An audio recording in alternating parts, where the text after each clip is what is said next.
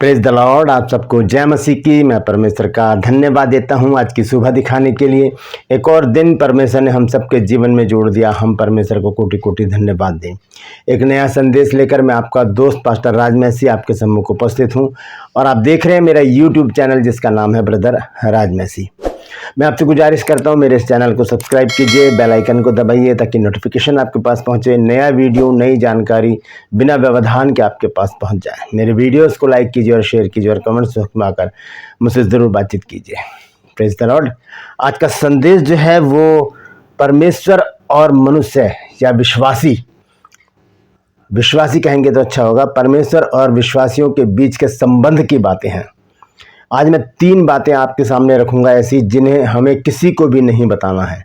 ये गुप्त बातें हैं, ये गुप्त बात है, ऐसी बात है जो हमारे और परमेश्वर के बीच में रहनी चाहिए। हमारे और परमेश्वर के बीच की बातें हैं ये हमें किसी भी मनुष्य को बतानी नहीं है, ना दिखानी है, क्योंकि अगर हमने दिखा दी तो उसका कोई भी प्रतिफल हमको नहीं मिलेगा। अगर हमने बता दी तो उसका कोई भी रिगार्ड, कोई भी प्रतिफल, कोई भी परमेश्वर हमें उसका फल हमें नहीं देगा। हमें उन्हें छुपा कर रखना है। उन तीनों बातों को परमेश्वर को पता होना चाहिए या फिर हमें पता होना चाहिए। वो कौन सी ऐसी बातें हैं जो बाइबल में लिखी हैं, उसी बात पर आज हम बातचीत करेंगे। और मैं बात करूंगा आज नीति वचन 25 अध्याय और उसके दूसरे पद पर। यहाँ पर हम भेद की बात आज जानेंगे। नीति वचन और उसका 25 अध्याय और उसका दूसरा पद। देखिए यहाँ पर क्या लिखा है। यहाँ पर इस प्रकार से लिखा है कि परमेश्वर की महिमा गुप्त रखने में है, परंतु राजाओं की महिमा गुप्त बात के पता लगाने से होती है। तो वो कौन सी बातें हैं जो हमें गुप्त रखनी चाहिए जिससे परमेश्वर की महिमा हो, तो इस बात को आज हम जानेंगे। बने रहिए मेरे साथ, पूरा संदेश सुनिए, बहुत महत्वपूर्ण संदेश है और इसे शेयर भी कीजिए ताकि और भी लोग इन बातों को जान सकें। Praise the Lord. True pulse में आज का सवाल है कि मलाकी की पुस्तक किसने लिखी है। पुराने नियम की जो आखिरी पुस्तक है मलाकी, उसे किसने लिखा है। जानते हैं तो कमेंट्स में लिख दीजिए, नहीं तो डिस्क्रिप्शन में आपको इस सवाल का जवाब मिल जाएगा। Praise the Lord. मैं आपसे गुजारिश करता हूं, यदि आप हमारे बाइबल कॉलेज से कॉरेस्पॉन्डेंस कोर्स करना चाहते हैं तो इस नंबर पर आप मुझे व्हाट्सएप मैसेज कीजिए और लिखिए कि मुझे BBS कोर्स करना है। आपको कॉल नहीं करनी, व्हाट्सएप कॉल नहीं करनी, ना नॉर्मल कॉल करनी है, ना SMS करना है। आपने सिर्फ व्हाट्सएप मैसेज करना है और लिखना है कि मुझे BBS कोर्स करना है। आपको पूरी जानकारी दी जाएगी। Praise the Lord. आइए एक छोटी सी प्रार्थना करके आज के वचन को शुरू करेंगे। प्रभु जी, मैं धन्यवाद देता हूँ आज की सुबह दिखाने के लिए और विनती करता हूँ प्रभु जी आज के वचन को भी शेयर करने में मेरी मदद सहायता कर। मेरे होठों को, मेरे दिल दिमाग को छूकर ब्लेस कर। मेरी आत्मा और मेरा शरीर तेरे ही कब्जे में रहे, ताकि बोलने वाला मनुष्य नहीं बल्कि तेरा आत्मा हो। जो भी गुण भेद की बातें आज के इस वचन में छिपी हैं वो हम पे प्रकट करना, ताकि प्रभु जी हम उन बातों को जाने और उसी के अनुसार अपने जीवनों को व्यतीत करने वाले बन सकें। और जितने भी लोग इस वचन को देख रहे हैं, सुन रहे हैं, उन सब पर मैं तेरी आशीष बोलता हूँ।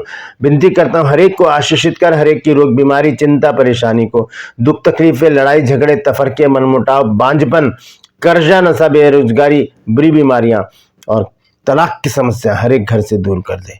जो लोग खो गए हैं उन्हें प्रभु जी उनके घर तक पहुंचा, ताकि उन घरों में आनंद मनाया जाए। बहुत से लोगों ने प्रभु जी यहाँ पर इसी चैनल पर और प्रभु जी व्हाट्सएप पर कॉल करके, मैसेज करके मुझे अपने प्रभु जी प्रेयर रिक्वेस्ट भेजी है। उन सभी को नाम बनाम तेरे सम्मुख लाता हूँ। विनती करता हूँ उन सबके जीवन में अद्भुत बड़े काम कर, आश्चर्य कर्म कर, दुख बीमारी चिंता परेशानियों से मुक्ति दे। धन्यवाद देता हूँ प्रभु, तूने मेरी प्रार्थना को सुन लिया। प्रभु यीशु के नाम से मांगता हूँ, आमीन। Praise the Lord. तो आइए आज के संदेश को हम शुरू करेंगे। संदेश है कि 3 बातें किसी को हमें नहीं बतानी है। 3 बातें जो हमारे और परमेश्वर के बीच में होती हैं उसे हमें किसी को भी नहीं बताना है। क्यों? क्योंकि गुप्त रखने में ही परमेश्वर की महिमा होती है। उन बातों को जो सिर्फ परमेश्वर को पता होनी चाहिए या फिर हमें पता होनी चाहिए। और वो कौन सी बातें हैं? वो आत्मिक बातें हैं। सांसारिक बातों की बात नहीं कर रहा मैं, शारीरिक बातों की बात नहीं कर रहा मैं, कर रहा हूं आत्मिक बातों की चर्चा। तो यहां पर लिखा है नीति वचन में 25 अध्याय के दूसरे पद में, परमेश्वर की महिमा गुप्त रखने में है, परंतु राजाओं की महिमा गुप्त बात के पता लगाने से होती है। जब राजा लोग बड़ी बड़ी बातों को जो पता लगाते हैं तो उनकी महिमा होती है, कहते हैं कि राजा ने कितना अच्छा काम कर दिया। लेकिन जब हमारा और परमेश्वर का संबंध बड़ा घनिष्ठ हो जाता है, एक बाप बेटे का रिश्ता बन जाता है, हम बहुत करीब आ जाते हैं परमेश्वर के, और एक एक बात हम परमेश्वर से करते हैं, प्रभु ये है, प्रभु वो है, प्रभु आज ऐसा हो गया, प्रभु मैं ये चाहता हूं, मैं ये चाहती हूँ, प्रभु तू मेरे लिए क्या कर सकता है, मैं तेरे लिए क्या कर सकता हूँ, मैं तेरे लिए क्या कर सकती हूँ। इस तरह से हम बात करते हैं जैसे हम अपने पिता से घर में बात करते हैं, अपने दोस्त से बात करते हैं, ऐसे ही हम परमेश्वर से भी बातें करते हैं। और बहुत सी बातें कैसी होती है, जब हम अपने बाप से, अपने पिता से बात करते हैं, संसारिक पिता से, तो हम कहते हैं पापा किसी को बताना मत। पापा भी जब हम बात करते हैं बेटा किसी को बताना मत। ये बात हमारे जीवन में होनी चाहिए कि ये हम अगर किसी का रहस्य हम रखना चाहते हैं, किसी की गुप्त बातें अगर हम छुपाना चाहते हैं, तो वहां पर हम संयम रखें और उसे छुपा कर रखें। क्योंकि ये संसारिक बात कर रहा हूं मैं इस समय, क्योंकि बहुत सी बातों को जब हम उजागर कर देते हैं, बहुत सारी प्रॉब्लम्स आकर खड़ी हो जाती हैं, दूसरों के जीवन में भी, हमारे जीवन में भी। लेकिन परमेश्वर का वचन बताता है कि जो परमेश्वर से हमारी बातचीत होती है, वो समय जो हम परमेश्वर के साथ व्यतीत करते हैं, उसमें हमें थोड़ा सा सतर्क होने की जरूरत है, चौकस रहने की जरूरत है, सावधान रहने की जरूरत है। तो क्या वो तीन कौन सी बातें हैं, आइए देखेंगे। मैं विस्तार से आपको बताना चाहता हूं।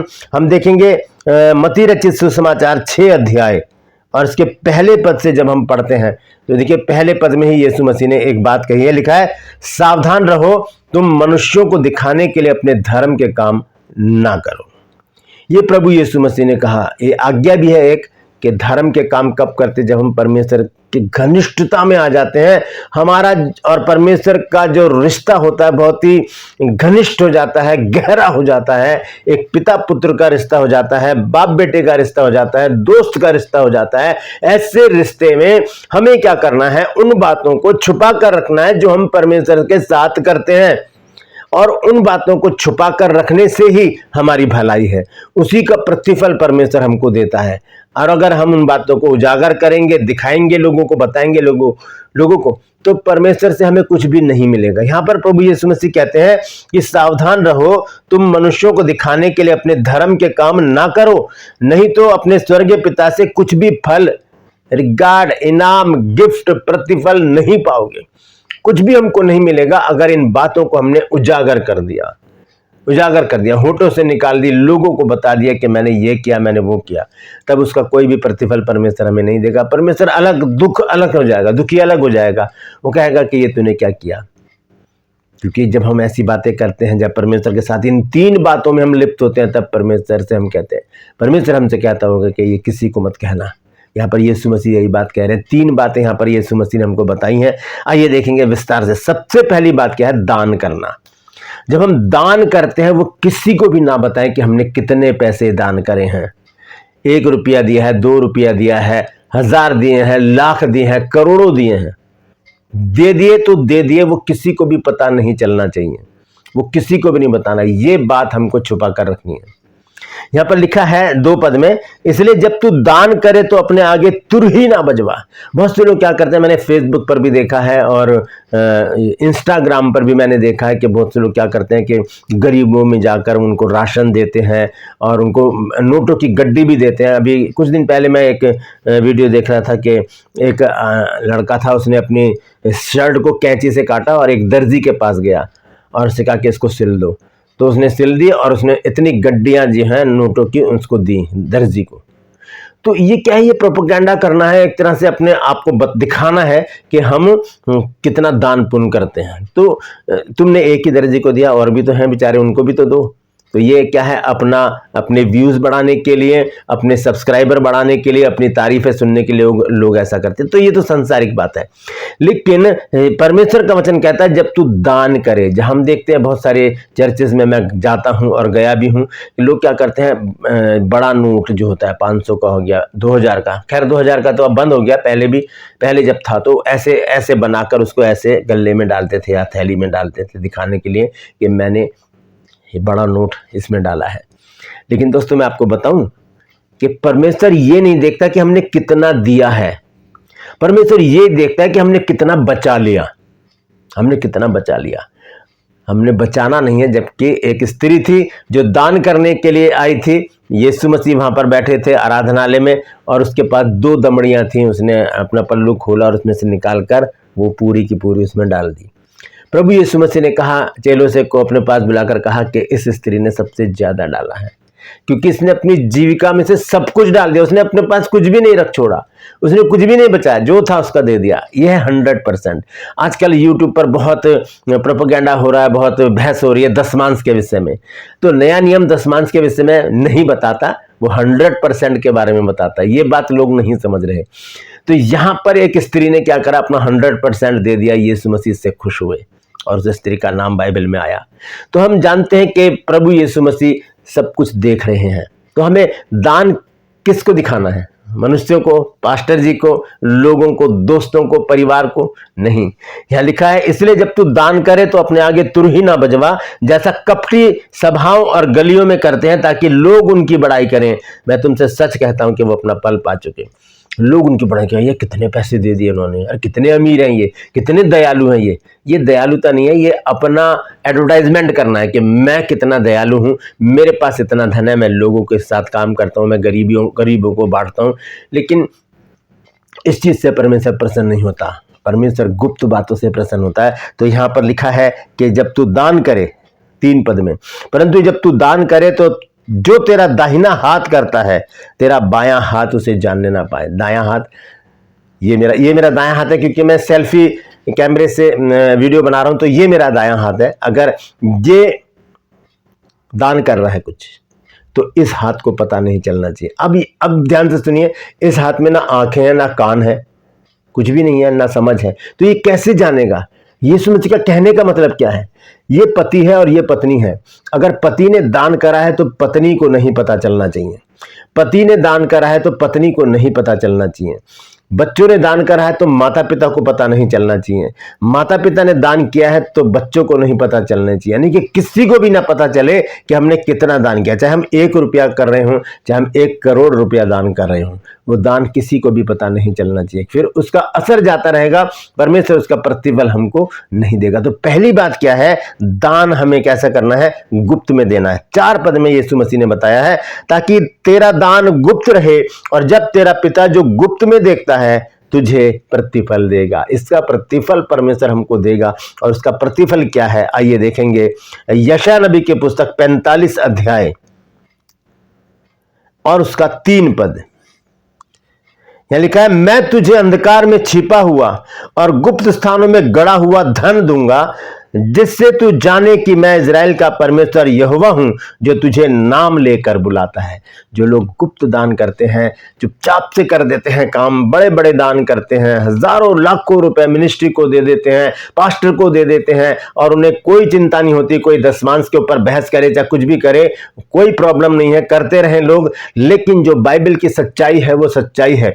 जहां पर लिखा है कि मैं तुझे अंधकार में छिपा हुआ गुप्त स्थानों में गड़ा हुआ धन दूंगा। यहां पर 2 प्रकार की बातें, एक तो धन भी हो सकता है और लोग भी हो सकते हैं जो अंधकार में छिपे हुए हैं। परमेश्वर वो लोग हमको देगा ताकि उनके जीवन में भी काम हो। Praise the Lord. तो पहली बात हमने जान ली।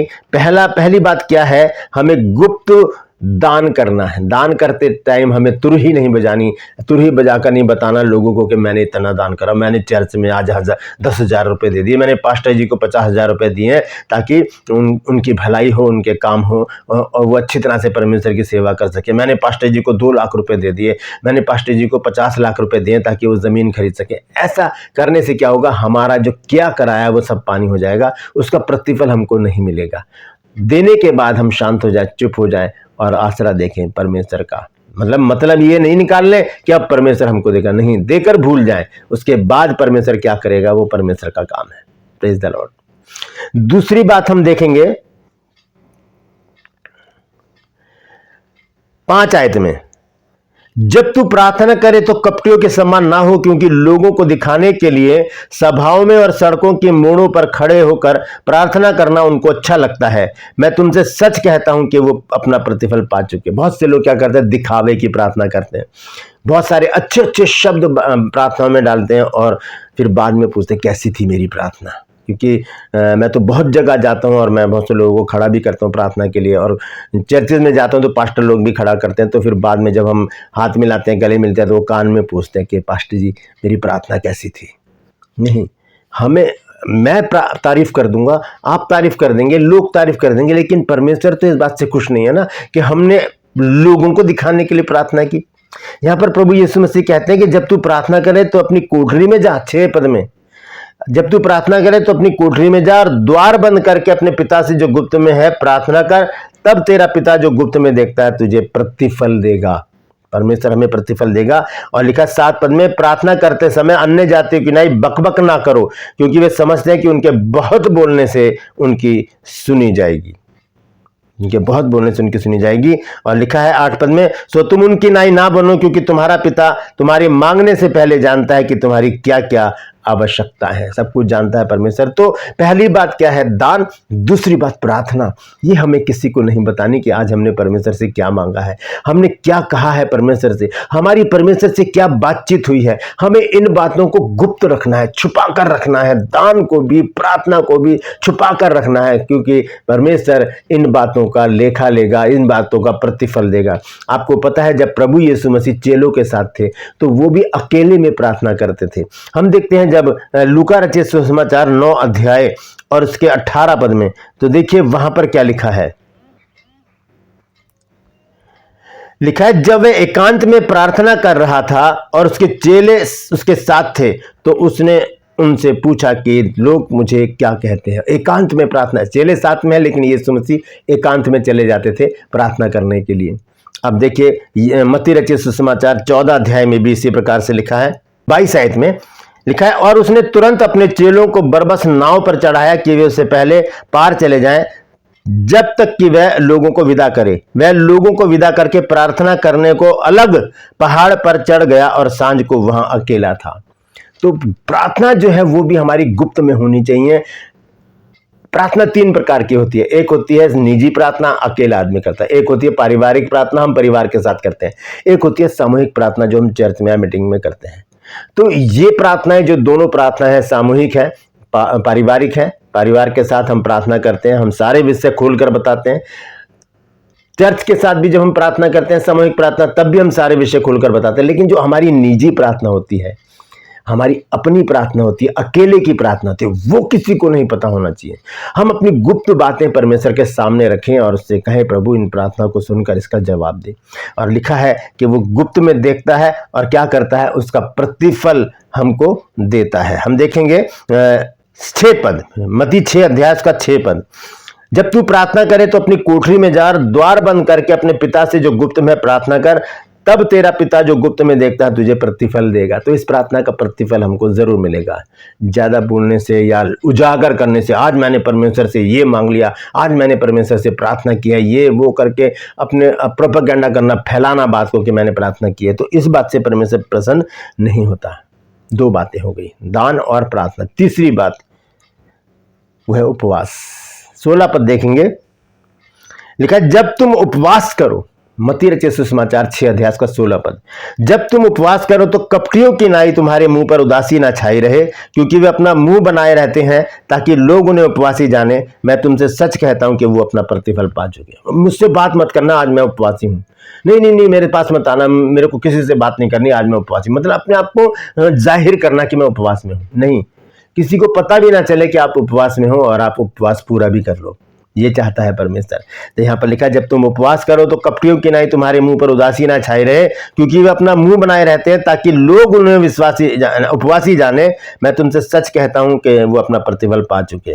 और नीचे प्रभु यीशु मसीह कहते हैं 17 और 18 पद में लिखा है, परंतु जब तू उपवास करे तो अपने सिर पर तेल मल और मुंह धो, ताकि लोग नहीं परंतु तेरा पिता जो गुप्त में है तुझे उपवासी जाने। इस दशा में तेरा पिता जो गुप्त में देखता है तुझे प्रतिफल देगा। दान जब हम करेंगे तो दिखा के ना करें, इसका प्रतिफल तब परमेश्वर हम देगा। प्रार्थना जब हम करें, दिखा के ना करें, तब परमेश्वर इसका प्रतिफल देगा। उपवास रखें तो दिखावे के लिए ना करें, परमेश्वर इसका प्रतिफल हमको देगा। मैंने एक गाना लिखा था इसी वचन पर के, लोगों को दिखाने के लिए अपने धर्म के काम ना करो, वरना यहोवा से कोई प्रतिफल न पाओगे। लोगों को दिखाने के लिए अपने धर्म के काम ना करो। तो ये 3 बातें याद रखिए। उपवास जब हम गुप्त में करेंगे उसका प्रतिफल क्या है, आइए देखेंगे यशायाह नबी की पुस्तक और उसका 58 अध्याय 8 और 9 पद में देखेंगे क्या लिखा है। यहाँ लिखा है, तब तेरा प्रकाश पौ फटने की नाई चमकेगा। कब? जब हम गुप्त में उपवास रखेंगे। तू शीघ्र चंगा हो जाएगा, तेरा धर्म तेरे आगे आगे चलेगा, यहोवा का तेज तेरे पीछे रक्षा करते चलेगा। जब तू पुकारेगा और यहोवा उत्तर देगा, तू दुहाई देगा और वह कहेगा मैं यहां हूं। यदि तू अंधेर करना और अंगुली मटकाना और दुष्ट बातें बोलना छोड़ दे। कब? उपवास के समय।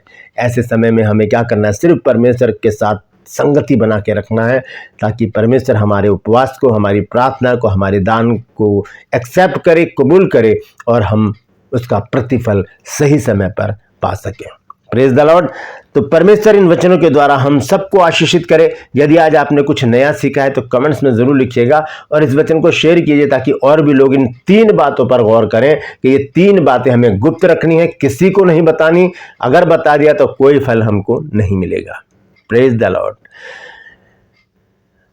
ट्रू पल्स में आज का सवाल है कि मलाकी की पुस्तक किसने लिखी है?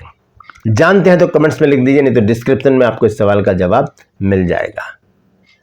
मैं आपसे गुजारिश करता हूं मेरे इन चैनल्स को सब्सक्राइब कीजिए, बेल आइकन को दबाइए ताकि नोटिफिकेशन आपके पास पहुंचे, नया वीडियो, नई जानकारी बिना व्यवधान के आपके पास पहुंच जाए। मेरे वीडियोस को लाइक कीजिए और शेयर कीजिए और कमेंट्स बॉक्स में आकर मुझसे जरूर बातचीत कीजिए। इस नंबर को देख लीजिए, इस नंबर को नोट कर लीजिए और इस पर लिखिए कि मुझे BBS कोर्स करना है। 1 साल का कोर्स है। आप इंस्टाग्राम पर मैंने एक छोटा सा वीडियो डाला है इस विषय में, आप देख सकते हैं। वहाँ पर भी ब्रदर राज मैसी के नाम से मेरा अकाउंट है, वहाँ पर देख सकते हैं। एक छोटा सा वीडियो मैंने इसमें डाला है इसकी पूरी जानकारी के लिए। परमेश्वर आपको आशीषित करे। आज के लिए बस इतना ही, फिर मिलूंगा एक नए संदेश के साथ, एक नया वीडियो लेकर। तब तक के लिए मुझे इजाजत दीजिए, लेकिन अपना और अपनों का ख्याल रखिए और इन 3 बातों को गुप्त में रखिए, तभी बड़ा फल परमेश्वर हमको देगा। Praise the Lord. परमेश्वर आप सबको आशीष दे।